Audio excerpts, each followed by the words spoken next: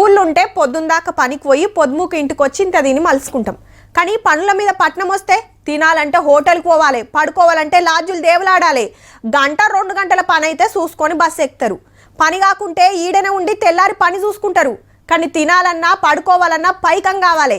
ఉన్నోళ్ళంటే హోటళ్ళకు పోతారు, మరి లేనోళ్ళ పరిస్థితి హాగో. గందుకే ఓ తానా సర్కార్ ఖతర్నాక్ ఇకమతి చేసింది.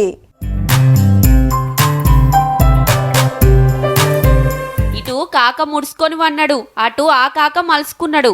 గీ అన్నైతే నిండుగా ముసుగు పెట్టిండు పో. ఒక్కొక్కరు 2 కప్పుకున్నారు. తక్కున్నదా మరిసాలి.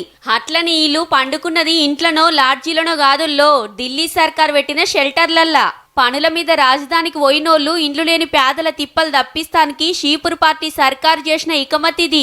దినమింత ఈగం పెరుగుతుండే సలికి ఫుట్పాత్ల మీద రోడ్ల మీద ఉండేటోళ్లకు శాన తిప్పలైతుంటది. హగో గందుకే 6-7 కాంచలి 17 చలికాలం వచ్చిందంటే చాలు పేదలంతా గీ షెల్టర్లల్లా జొరుతారు. ఒక్కొక్కలకు ఒక్కో బెడ్ అప్పచెప్తారు. మెత్తటి పరుపులు, ఎచ్చగుండే రగ్గులు, ఎన్నొద్దులైన ఉండొచ్చు.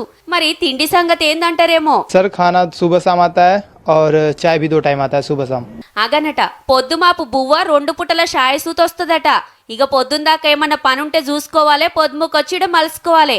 మునుపు రోడ్ల పక్కకు పడుకుంటే చక్కగా నిద్ర పట్టేది కాదు. ఈడ మంచిగా పడుతుంది అనుకొస్తున్నారు అన్నలు. చలికాలం సొర్రిందంటే చాలు ఆడాడ ఇసొంటి షెల్టర్లు పెడితే అక్కరున్నోళ్ళు ఆడకం చేస్తారన్నట్టు. మంచి ఉపాయమే.